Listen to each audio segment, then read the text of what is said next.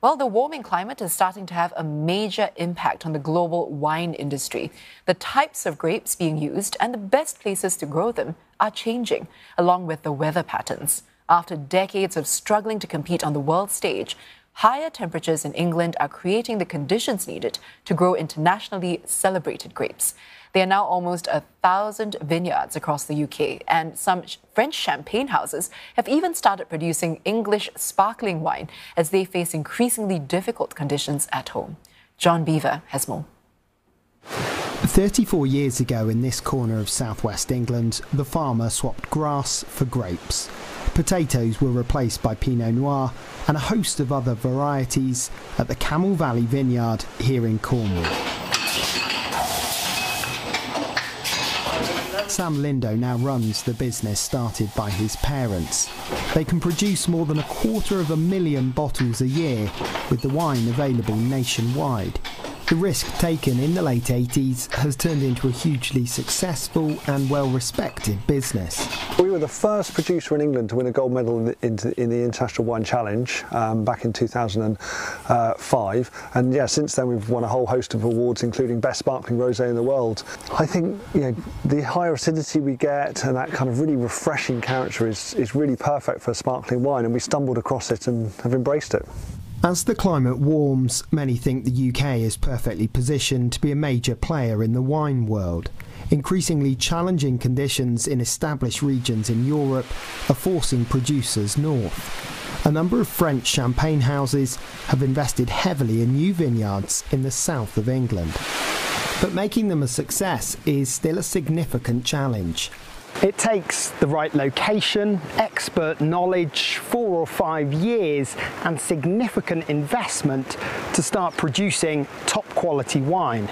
But despite the many hurdles, it's not putting people off. Hundreds of new vineyards are opening across the UK. The amount of land being used for vineyards increased by 74% over the past 5 years. More than 12 million bottles are now being produced in the UK each year. Tanhurst Estate is one of those new vineyards. They've just produced their first few hundred bottles of wine. That's expected to grow to 30,000. Dr. Alistair Nesbitt is an expert in setting up and supporting new vineyards. He's contributed to a report examining the future of wine production in the UK. It found that growing conditions are starting to mirror what was previously only seen in France. But despite warmer weather, variable conditions remain, with frost, rain and wind all areas of concern. It's a significant shift over a very short space of time. About 1 degree during the growing season over the last 20, 30 years is huge. That's only 7 months of the year, 1 degree warmer. That has enabled a range of varieties to produce very high quality wines that we couldn't have grown, we couldn't have ripened 30 years ago. The variability is going to remain even though the underlying temperatures increase, and that's where we need the right varieties, the right locations, the right skill set in the vineyard to be able to manage those carefully.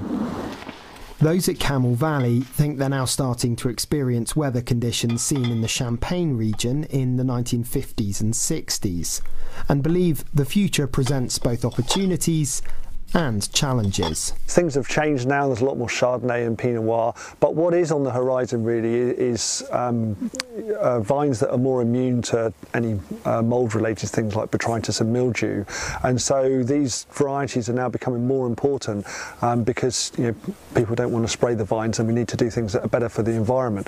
And also these varieties, with global warming, it has warmed up, but it's becoming a lot wetter, we're getting much heavier rain, so I think there's going to be more of a trend to moving towards varieties that can withstand those conditions.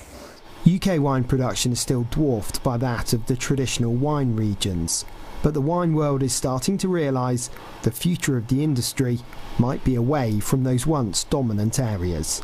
John Bevir, CNA, Cornwall in the UK.